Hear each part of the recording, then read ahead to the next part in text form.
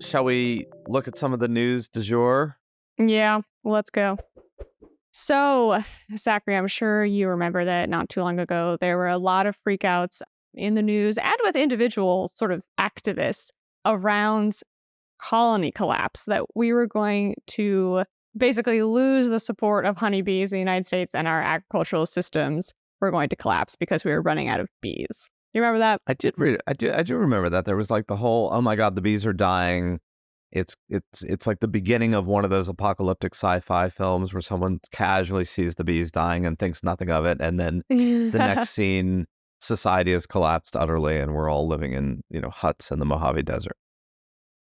Exactly. So we lived through the first scene, but we did not make it to the second scene. And new data has come out that we actually have a record number of honeybees in the United States.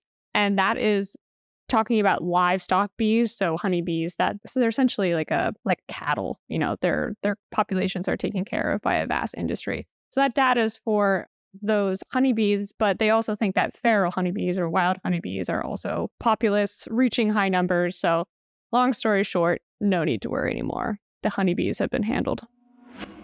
Honeybees are here. They are more abundant now in the world than they have ever been. There are honeybees everywhere. Including social media, where hashtag beekeeper has racked up billions of views. With more people picking up beekeeping as a hobby and booming demand from the pollinator from the almond milk industry, honeybees are now the fastest growing livestock segment, according to analysis from the Washington Post. And do we know why there has been this sudden reversal? There's a few different reasons, one of them being agricultural tax breaks. Not such a sexy answer, but the sexier answer and a big reason actually has to do with the supercharging of almond tree farms. Oddly enough, the American public got obsessed with putting almond milk into everything. That led to people trying to meet the demand, and that led to hyperpollination, which led to the health of honeybee colonies. So there you have it. Wow. Yeah. Wouldn't have expected that one. Huh. Yeah. If people are interested, Washington Post has a really interesting article on it, their Department of Data, if they want to read the whole story. Wow. All right. Yeah. So honeybees are back and flourishing. Moving on, it is becoming readily apparent that Thailand is going to become the first Southeast Asian nation to legalize same-sex marriage. Their lower house of parliament passed a bill not too long ago, and they expect that there is not going to be any resistance for that bill passing through the Senate and then being signed into law by the king. So that's pretty historic. It is pretty historic. I mean, granted, the king of Thailand is...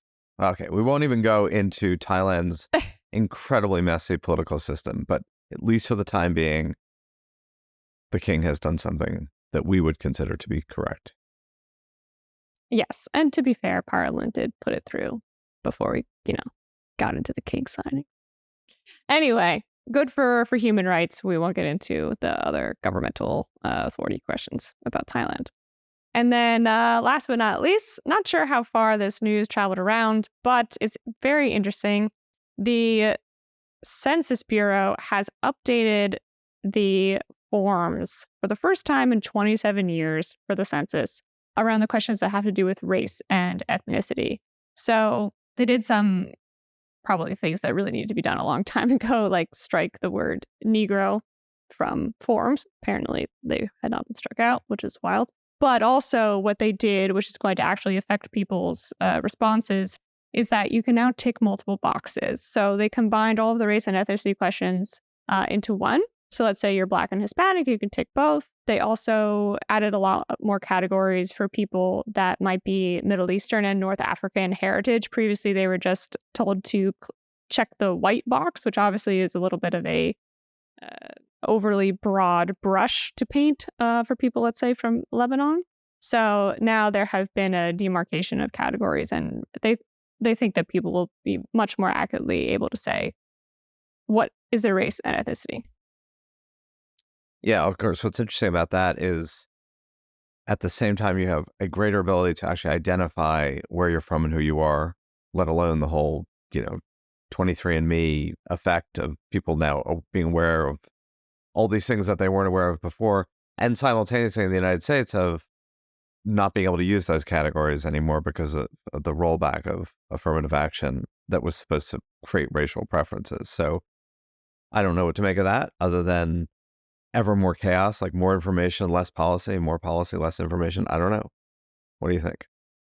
I think anytime you have something that leads to more comprehensive data, it's a good thing.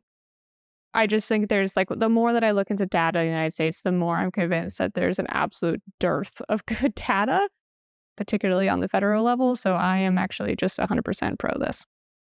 All right, then.